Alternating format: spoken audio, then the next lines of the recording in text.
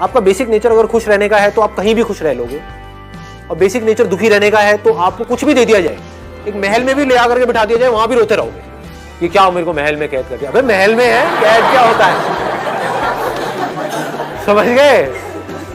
और जिसका खुश रहने का है वो झुकी झोपड़ियों में भी खुश है, गणपति डांस में दे धनाधन नाच रहा है, मस्त होते हैं ऐसे लोग, कभी देखना आप।